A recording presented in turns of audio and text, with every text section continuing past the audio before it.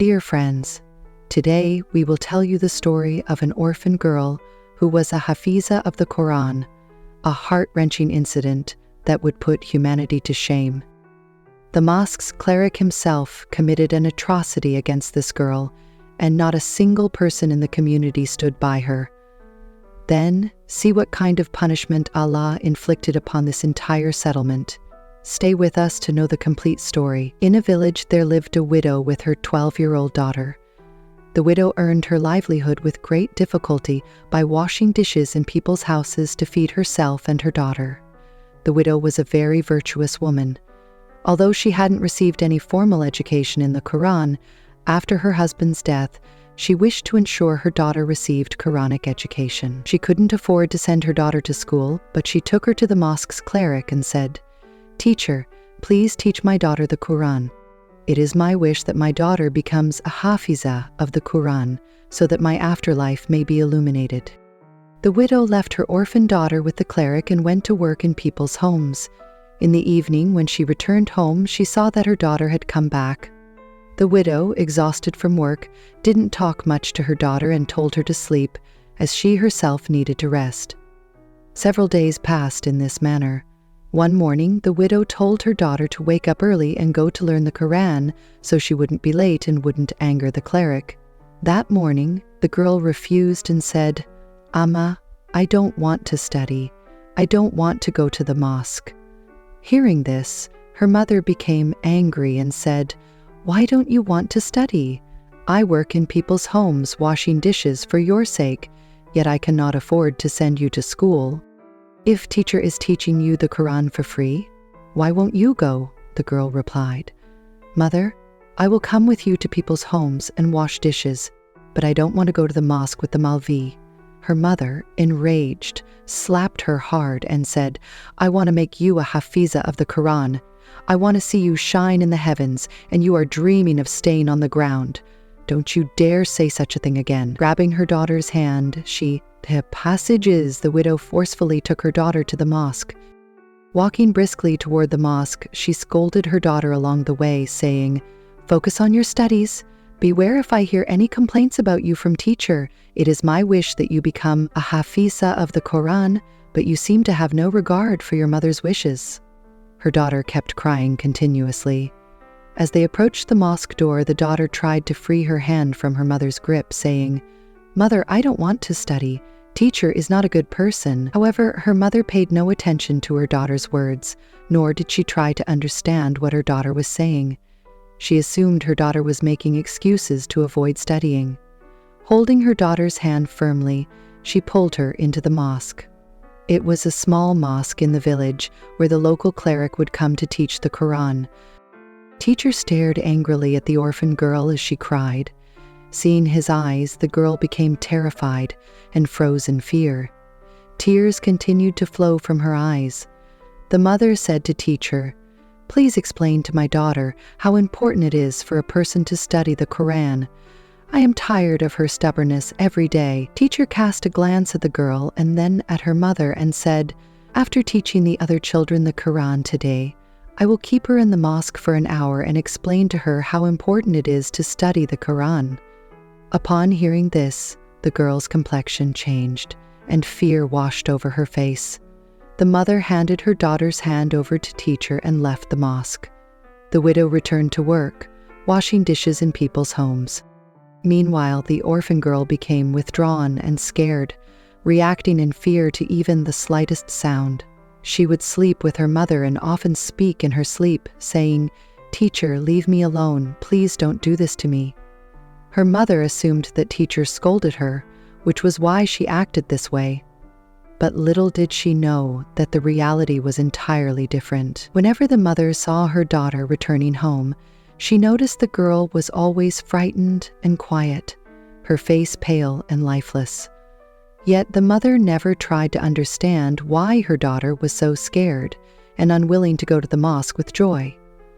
Perhaps, like many simple women in the village, she couldn't even imagine the real reason why her daughter didn't want to go to the mosque.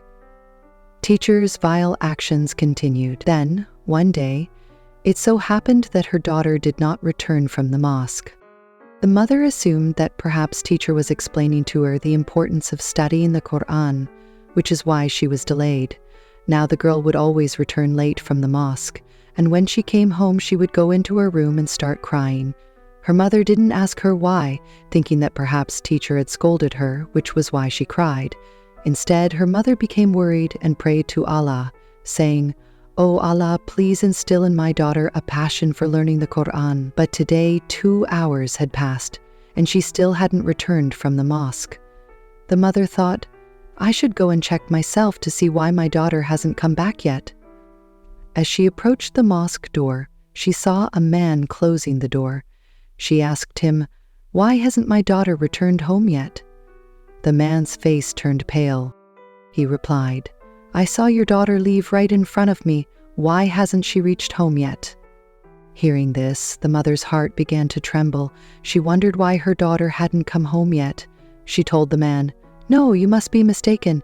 Teacher always keeps her late to explain things to her, hoping to instill a love for learning the Quran in her heart. Please go inside the mosque and check. Ask teacher where my daughter is." The man's face had lost all color, and he was repeatedly wiping sweat from his forehead. He said, "Look, there is no one in the mosque. You should go to teacher's house and ask him there." The widow was extremely worried about her daughter. She went to teacher's house. When she knocked on the door, teacher's wife opened it and said, "Teacher hasn't come home yet. He always comes home late. After teaching the children at the mosque, he goes to the village leader's house to teach their children the Quran." Hearing this, the widow's heart nearly stopped. She became deeply distressed. She thought, "I should go back home once and check.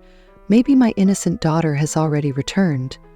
But when she reached home, she saw that her daughter was not there.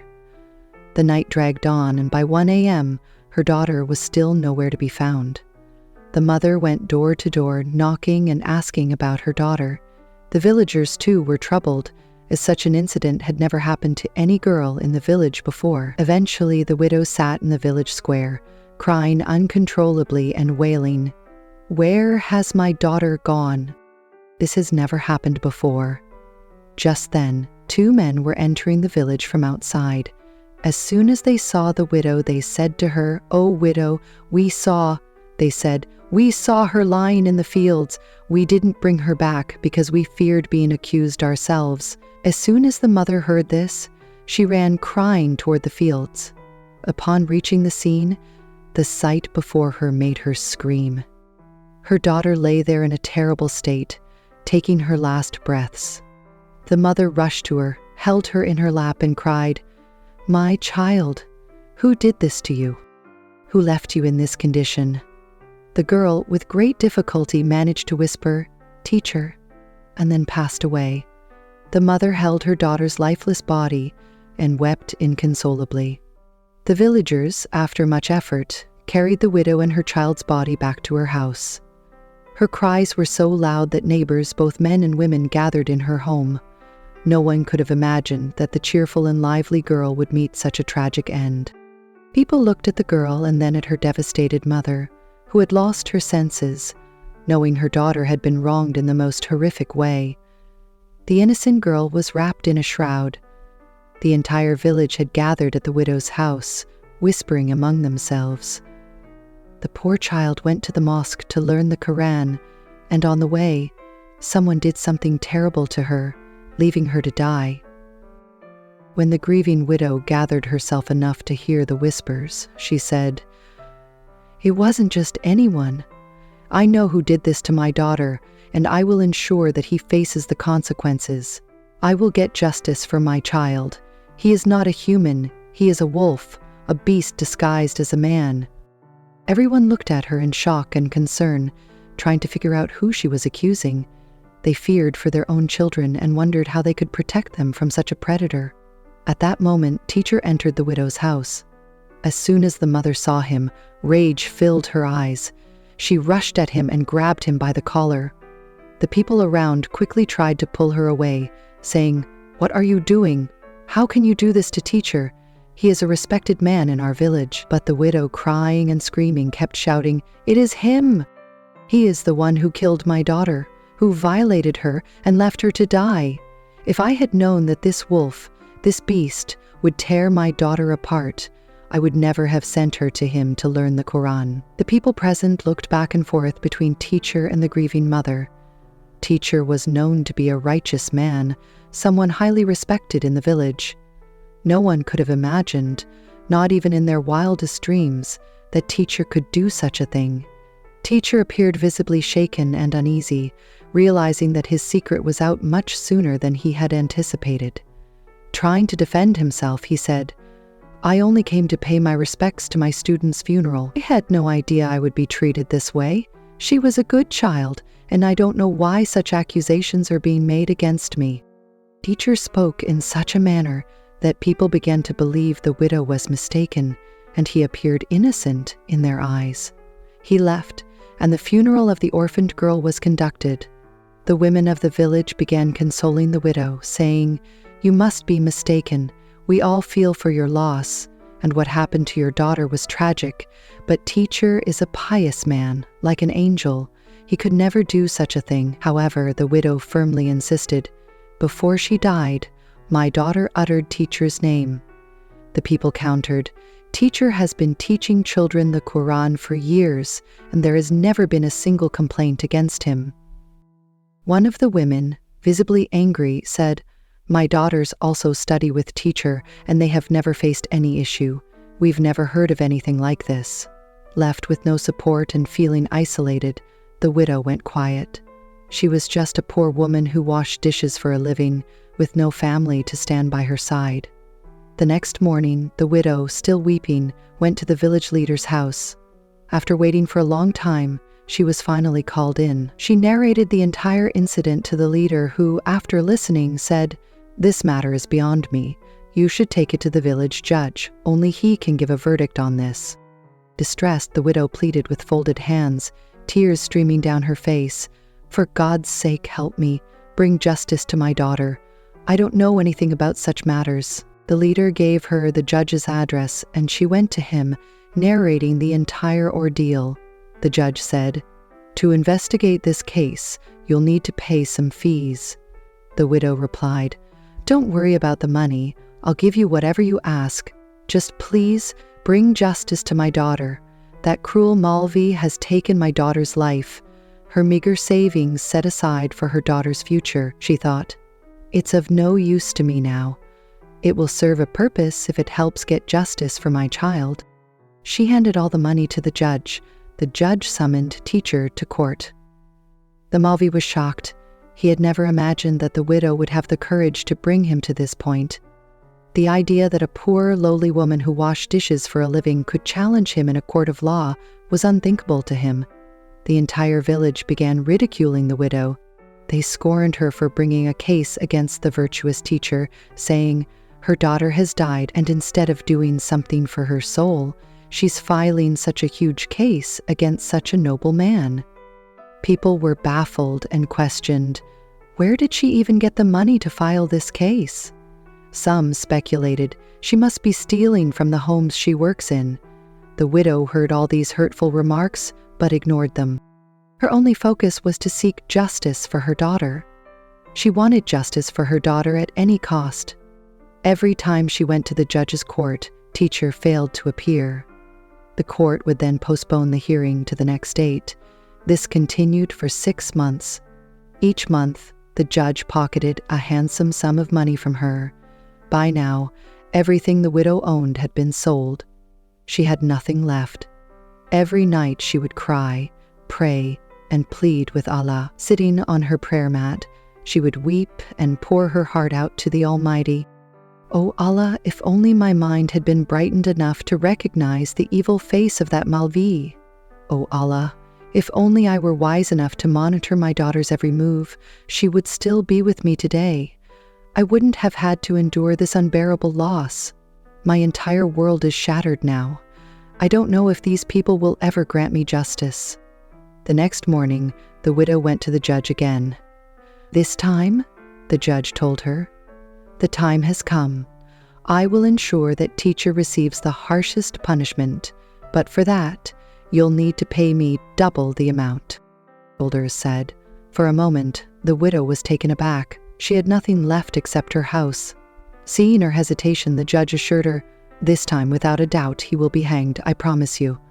I'll ensure that people drag him to this court and lay his head at your feet. Just bring me the money, and you'll see how quickly the decision is made." Hearing this, the widow felt a strange sense of relief. She agreed, saying, "I'll bring the money tomorrow morning." The judge, delighted at his deception, thought to himself, "This naive woman will fall for my words." The next morning, the widow went to the village leader's house to sell her house. When she arrived, she saw a teacher teaching the leader's children the Quran. He glanced at her with a mocking smile. The widow's heart burned with rage, and she wished she could tear his face apart or kill him right then and there.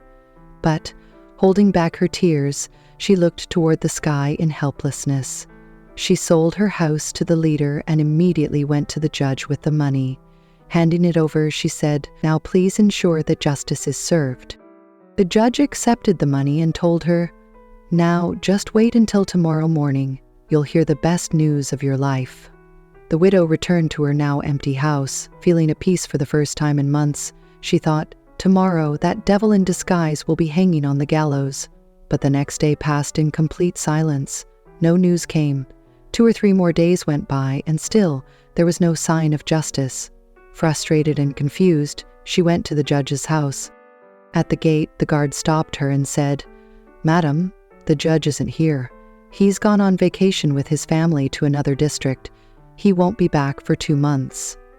Hearing this, the widow was stunned, her voice trembling with disbelief.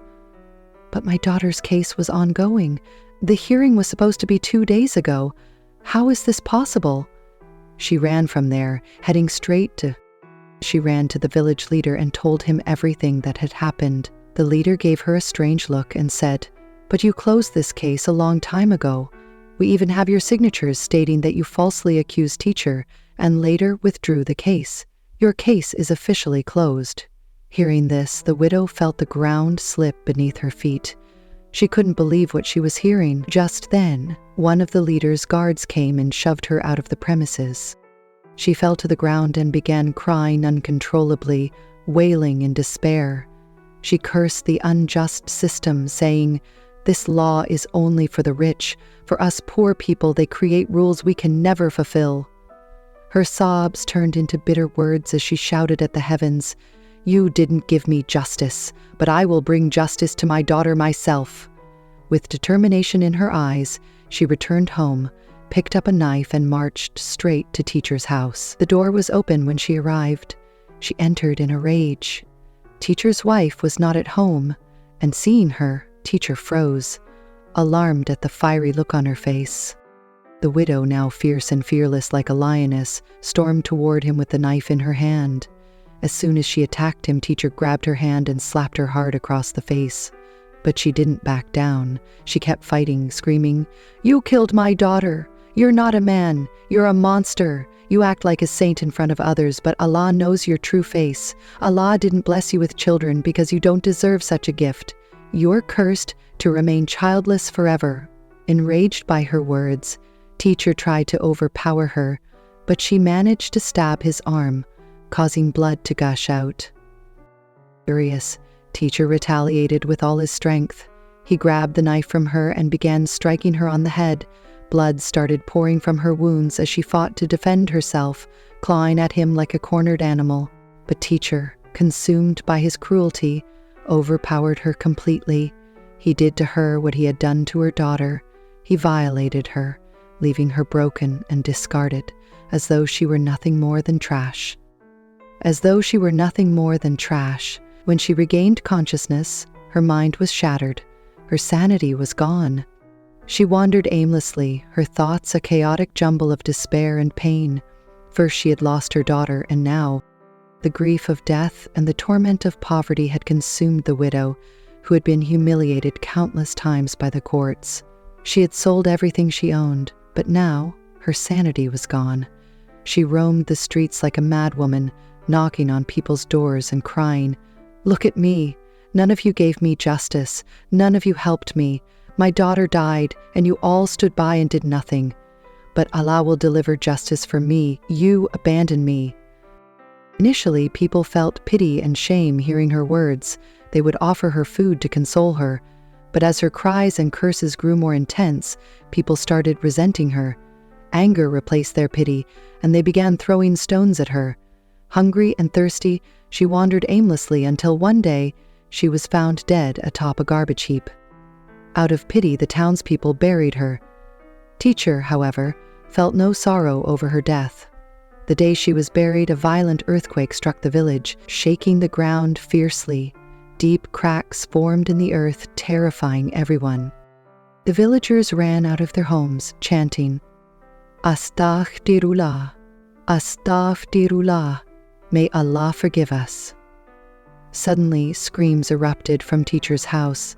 His wife's terrified cries filled the air. The villagers rushed to his home, and what they saw made their blood run cold. A massive crack had formed in the ground inside the house, and Teacher was halfway swallowed by the earth. Only his face was visible, and it had morphed into the shape of a dog's.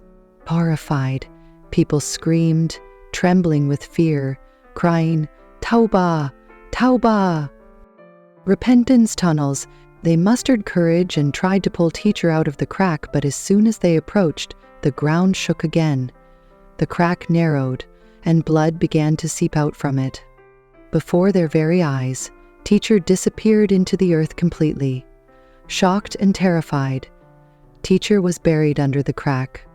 The moment he was gone, the villagers realized the truth. They had witnessed divine punishment.